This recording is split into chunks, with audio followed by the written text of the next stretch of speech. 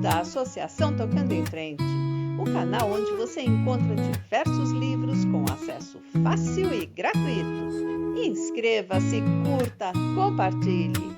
Vamos à leitura?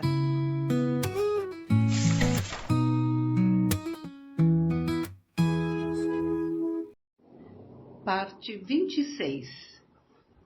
Não fez o panegírico dos mortos. Martin King falou pouco, mas comoveu a todos, em nome dos que ali se achavam reunidos. E o padre passou sem demora para a missa de Requiem. Trouxera, naturalmente, seu cálice e seus sacramentos e uma estola, pois nenhum padre saía sem eles quando ia oferecer conforto ou ajuda. Mas não trouxera vestimentas, e a casa não possuía nenhuma. O velho Angus, porém, passara pela casa paroquial de Dille a caminho de Drogheda e carregara os paramentos lutuosos da missa dos mortos num impermeável amarrado à sela. De modo que ele estava convenientemente trajado enquanto a chuva silvava de encontro às vidraças das janelas e tamborilava sobre o telhado de ferro, 2 andares mais acima. Depois saíram para a chuva impiedosa.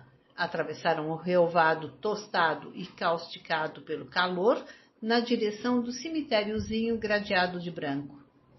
Desta feita havia gente disposta a carregar nos ombros os caixões singelos e retangulares, escorregando e deslizando no barro, procurando enxergar o caminho através da chuva que lhes batia nos olhos. E os sininhos no túmulo do cozinheiro chinês tilintavam monótonos. Hissing, hissing, hissing. Concluída a cerimônia, os acompanhadores partiram em seus cavalos, as costas arqueadas debaixo dos impermeáveis, alguns pensando, acabrunhados, na perspectiva da ruína, outros agradecendo a Deus por haverem escapado à morte ao fogo. E o padre Ralph reuniu as poucas coisas que trouxera, sabendo que precisava partir antes que não pudesse fazê-lo. Foi ter com Fio onde ela estava, sentada à sua mesa, com os olhos cravados nas mãos. — Fi, você ficará bem?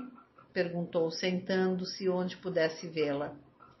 Ela voltou-se para ele, tão calma e reprimida dentro da sua alma, que ele ficou com medo e fechou os olhos. — Sim, padre, ficarei bem. Tenho os livros para escriturar e 5 filhos que me sobraram. 6, se puder contar Frank, embora ache que não podemos contar com Frank, não é mesmo? A propósito, nunca poderei lhe dizer o quanto lhe sou grata por isso. É um consolo tão grande para mim saber que a sua gente está velando por ele, tornando-lhe a vida um pouco mais fácil. Ai, se eu pudesse vê-lo ao menos uma vez. Ela era como um farol, pensou ele. Despedia lampejos de dor todas as vezes que seu espírito chegava perto de emoções grandes demais para serem contidas. Um clarão imenso e depois um longo período de nada. Fi, quero que você pense numa coisa. Sim, o que é? Ela se apagara outra vez. Está prestando atenção? Perguntou ele, severo, preocupado e ainda mais assustado do que antes. Por um longo momento, supôs que ela se houvesse recolhido tão dentro em si mesma que nem a severidade da voz dele a penetrara. Mas o farol tornou a luzir e os lábios se separaram. Meu pobre Paddy, meu pobre Stuart, meu pobre Frank, lamentou-se ela. Mas logo assumiu, mais uma vez, o controle de ferro, como se estivesse decidida a incompridar os períodos de escuridão até que a luz não voltasse a brilhar em sua vida. Seus olhos erraram pela sala sem parecer reconhecê-la. Sim, padre, estou prestando atenção, disse ela. Fi, que me diz de sua filha? Lembra-se alguma vez de que tem uma filha? Os olhos cinzentos ergueram-se para o rosto dele e nele pousaram, quase penalizados. E qual é a mulher que se lembra disso? Que é uma filha? Apenas um lembrete do sofrimento, uma versão mais moça de nós mesmas, que fará todas as coisas que nós fizemos, que chorará as mesmas lágrimas. Não, padre, procure esquecer que tem uma filha. E quando penso nela, é como se fosse um dos meus filhos. É dos filhos que a mãe se lembra. Você verte lágrimas, fi? Só as vi uma vez. E nunca mais as verá. Acabei com as lágrimas para sempre. O corpo todo lhe tremia. Sabe de uma coisa, padre? 2 dias atrás descobri o quanto eu amava Paddy, mas foi como tudo em minha vida. Tarde demais. Tarde demais para ele, tarde demais para mim. Se soubesse o quanto desejei a oportunidade de tomá-lo nos braços, dizer-lhe que o amava. Ah, Deus, espero que nenhum ser humano venha sentir a minha dor. Ele afastou os olhos daquele rosto subitamente devastado para dar-lhe tempo de recuperar a calma e para dar tempo a si mesmo de enfrentar com compreensão o enigma que era Fi. E disse: ninguém mais poderá sentir a sua dor. Um canto da boca ergueu-se-lhe num sorriso severo. De fato, isso é um consolo, não é? Pode não ser invejável, mas a minha dor é minha. Quer me prometer uma coisa, Fi? O que o senhor quiser. Olhe por Maddie, não a esqueça. Faça-a ir aos bailes da vizinhança. Deixe-a conhecer alguns rapazes. Anime-a a pensar em casamento e num lar. Todos os rapazes olhavam hoje para ela. Dê-lhe a oportunidade de encontrá-los de novo, porém em circunstâncias mais felizes do que estas. Farei o que o senhor quiser, padre. Suspirando, ele deixou-a entregue à contemplação das mãos alvas e finas. Maddie caminhou com ele até as cocheiras, onde o cavalo baio do taverneiro se estivera fartando de feno e de farelo e morando numa espécie de paraíso equino durante 2 dias.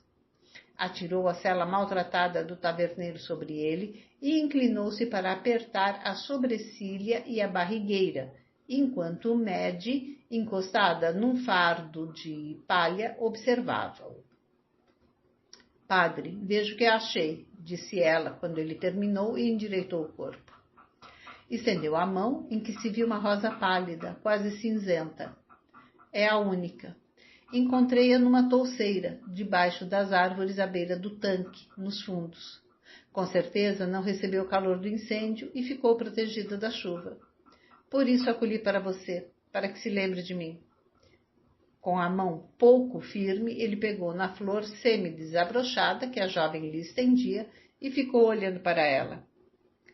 Maddie, não preciso de nenhuma lembrança sua, nem agora nem nunca. Levo-a dentro de mim e você sabe disso. Eu não poderia, nem que quisesse, esconder isso de você, poderia? Mas às vezes a realidade numa lembrança, insistiu ela.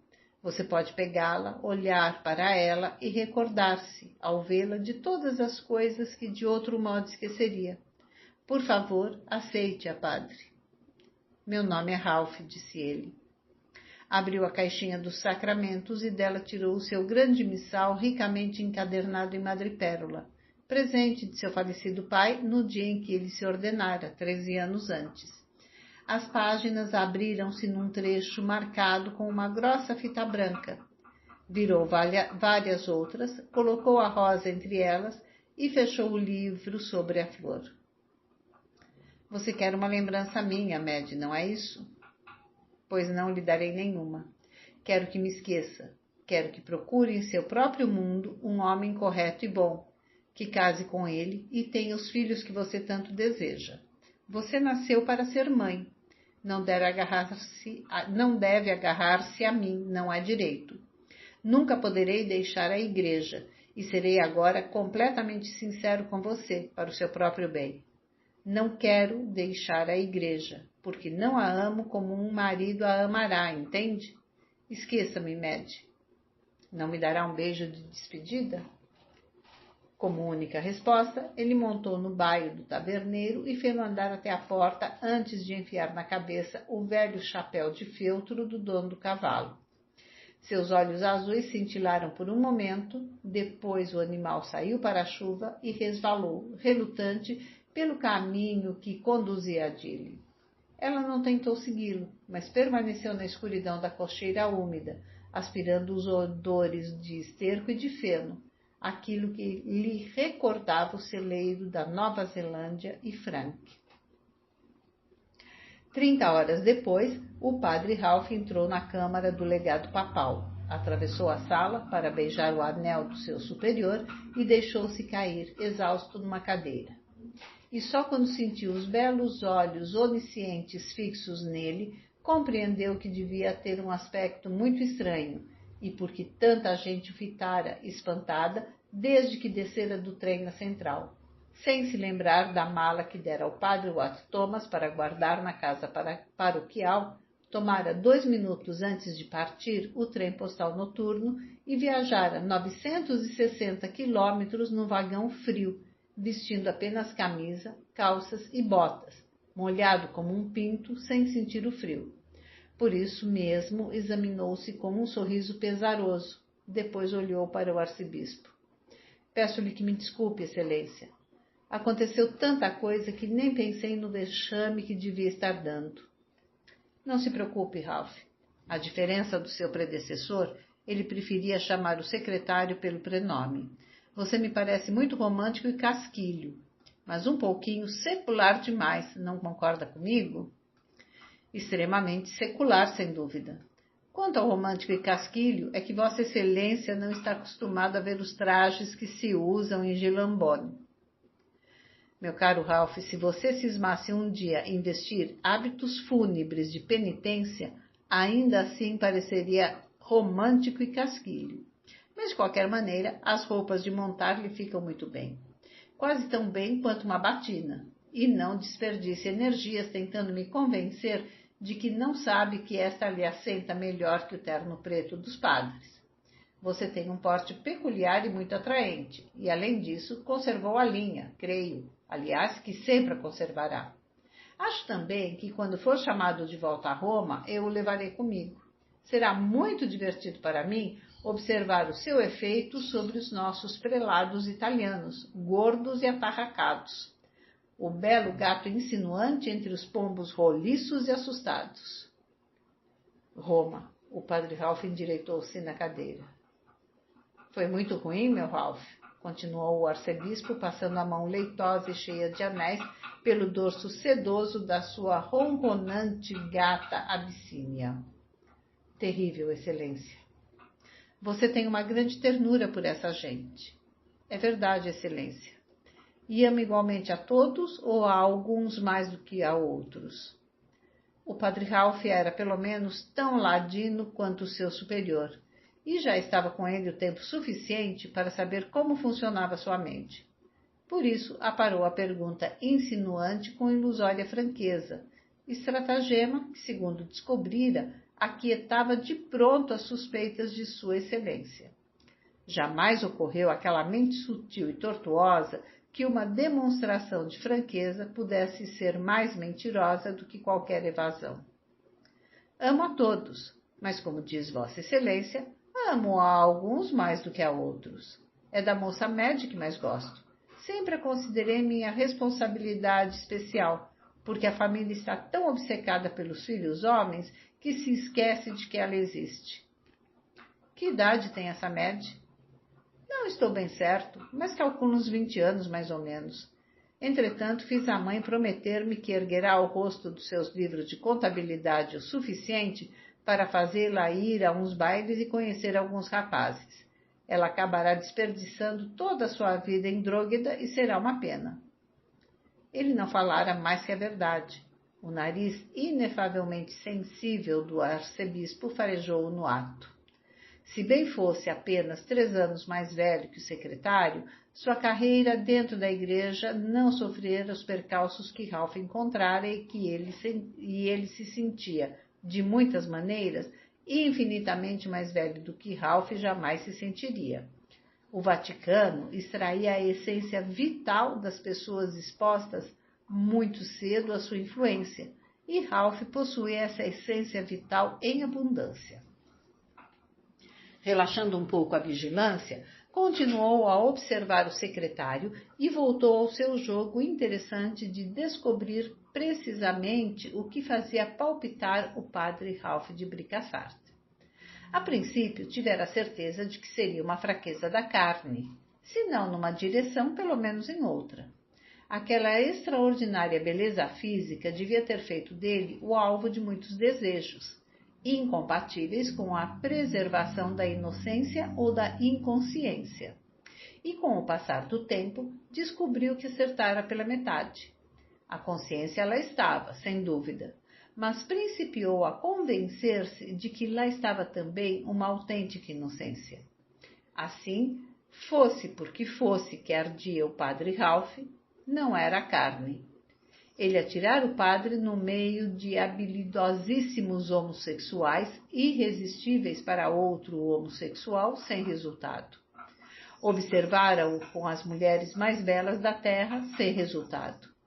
Nem uma chama de interesse ou de desejo, nem mesmo quando ele não poderia saber que estava sendo observado, pois o arcebispo não se encarregava sempre da própria vigilância, e quando empregava sabujos, não o fazia através de canais secretariais. Começara a pensar que as fraquezas do padre Ralph eram o orgulho de ser padre e a ambição, facetas ambas de personalidade que compreendia, pois também as possuía. A igreja tinha lugares para homens ambiciosos, como todas as grandes instituições capazes de perpetuar-se indefinidamente.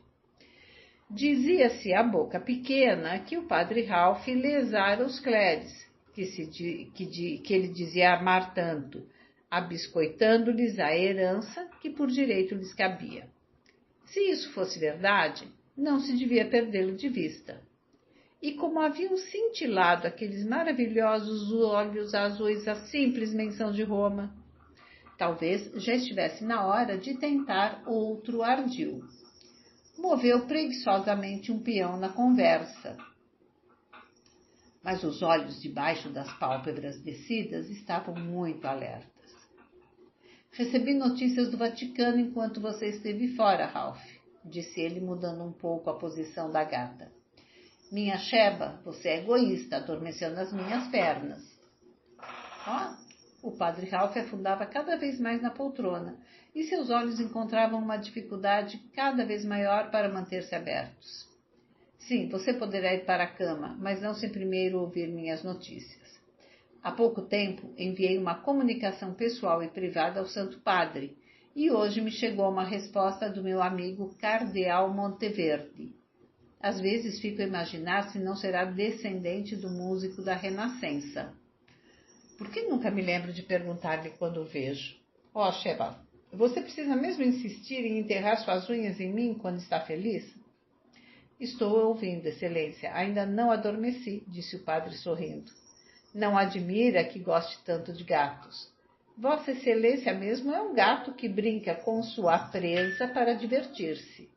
Estalou os dedos. Venha cá, Sheba. Deixe-o e venha comigo. Ele é mau. A gata saltou na mesma hora do colo de púrpura, cruzou o tapete e pulou com delicadeza para os joelhos do padre, onde ficou abanando o rabo e aspirando, extasiada, os estranhos cheiros de cavalo e barro. Os olhos azuis do padre Ralph sorriram para os olhos castanhos do arcebispo, ambos semicerrados, ambos alertas.